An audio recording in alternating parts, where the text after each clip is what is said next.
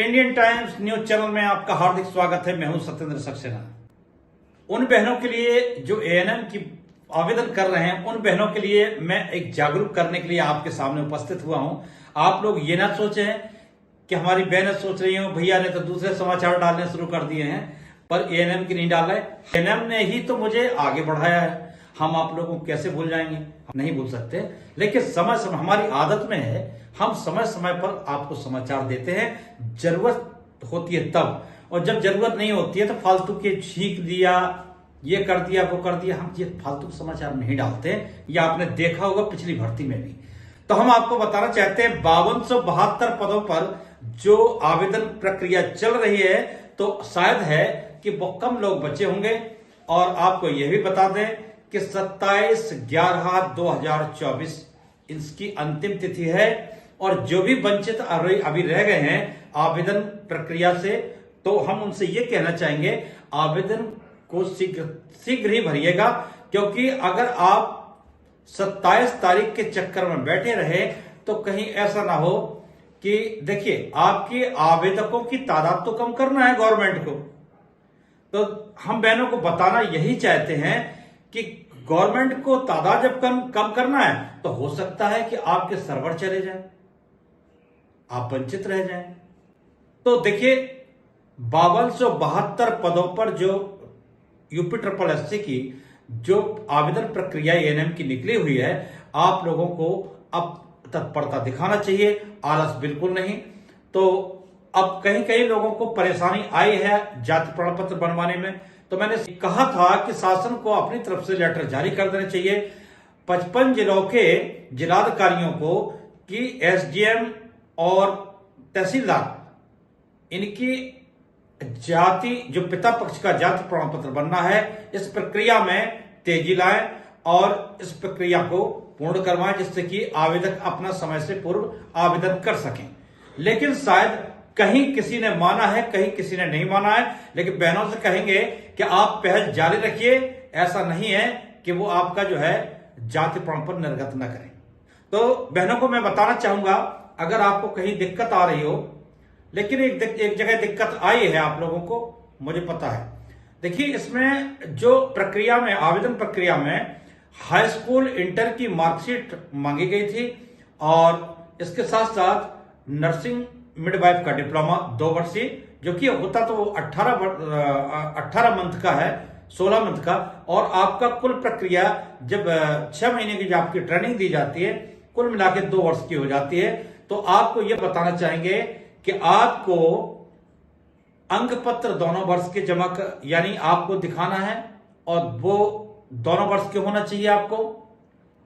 और जो आपको फैकल्टी से प्रमाण पत्र प्राप्त हुए हैं, उनकी सभी की फोटोकॉपी होना चाहिए। और आपको बता दें, और इसको कॉपी करके रख लीजिएगा। आधार कार्ड, पैन कार्ड और पासबुक, अन्य अन्य चीजें अब लगेंगी।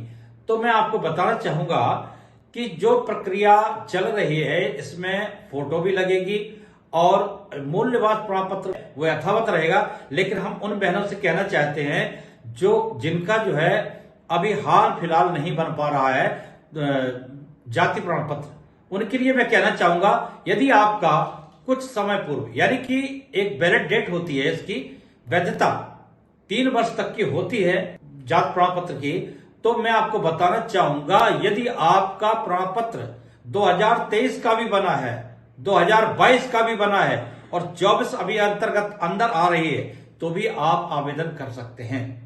अगर, लेकिन इतना हम बताना चाहेंगे कि अगर आवेदन प्रक्रिया आप पूरी कर दें, फिर भी आपसे एक गुजारिश है कि आप अपना आवेदन के बावजूद भी, यानी पिता पक्ष का जाति प्रमाण पत्र बनवाने की कोशिश करिएगा।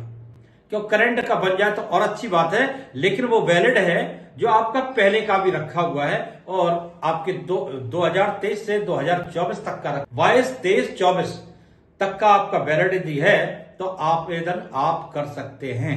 ये ध्यान रखिएगा। अब मैं उन बहनों के लिए कहना चाहूंगा कि आप 18 से 40 वर्ष जिनकी उम्र है, यानी इंटरमीडिएट आपने परीक्षा पास करके एएनएम का डिप्लोमा लिया है, और आप उत्तर प्रदेश मेडिकल फैकल्टी में आप रजिस्टर्ड हैं तो आपको आवेदन कर देना चाहिए। और अन्य प्रदेशों के लोग जो हैं आवेदन कर रहे हैं तो हम उनको बताना ये चाहेंगे कि आपको अनुसूचित जात, जनजात और पिछड़ी जात की उत्तर प्रदेश में, अगर आप उत्तर प्रदेश के बाहर के हैं तो उत्तर प्रदेश में अगर आप अप्लाई करना चाहते हैं, आप अप्लाई जब ही कर सकते हैं यदि आपने फैकल्टी में, लखनऊ फैकल्टी में यदि आपने रजिस्ट्रेशन कराया है तो।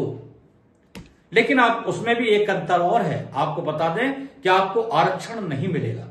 अन्य प्रदेशों के लोगों को आरक्षण नहीं मिलेगा क्योंकि उत्तर प्रदेश के लिए सिर्फ आरक्षित हैं और आरक्षण सेवाएं देंगे। लेकिन यदि आप अन्य प्रदेश के हैं तो आपको आरक्षण से वंचित कर देंगे। ये न किसी प्रकार का कानूनी प्रक्रिया फिर हो पाएगी। तो आप ध्यान रखिएगा, आपकी उम्र है 18 से 40 वर्ष। उत्तर प्रदेश के मूल निवासी जो हैं उनको अनुसूचित जात, जनजाति को 5 वर्ष की छूट है और जो कर्मचारी हैं, संविदा कर्मचारी हैं, उनको 5 वर्ष और भाषा शैली के अनुसार देखा जाए 5 से अधिक भी हो सकती है। आप आवेदन प्रक्रिया जारी रखें।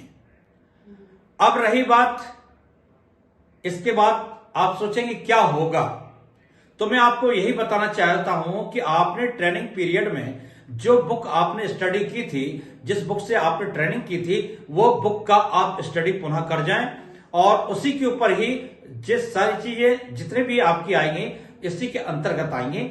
और जो क्वेश्चन आएंगे आपको 100 क्वेश्चन होंगे और माइनस मार्किंग होगी, ध्यान रखिएगा।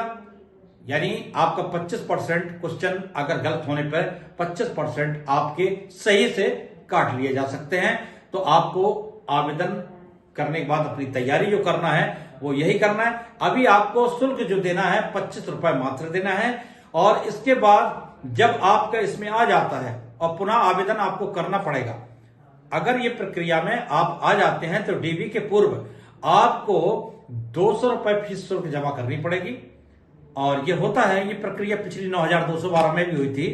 तो आपको 200 रुपए देने पड़ेंगे और 200 रुपए होने के बाद फिर आपको अब दस्तावेज जो तैयार करने हैं, मैं आपको ये आपकी भर्ती प्रक्रिया समाप्त हो जाए इसके बाद हम आपको बताएंगे क्या क्या दस्तावेज आप तैयार करके रखें। और आप खास तौर से उन बहनों के लिए जो कहती है कि हम संविदा में हैं और हमें टाइम नहीं मिलता, घर गृहस्थी गृहिणी है, वो घर में टाइम नहीं मिलता, और तो हम उनको यही बताना चाहेंगे, आपने जो ट्रेनिंग पीरियड में जो बुक से आपने स्टडी की थी उस बुक को आप सरसरी तौर पर देख जाइएगा और उसी में से ही क्वेश्चन पूछे जाते हैं। 80% क्वेश्चन उसी में से ही आएंगे।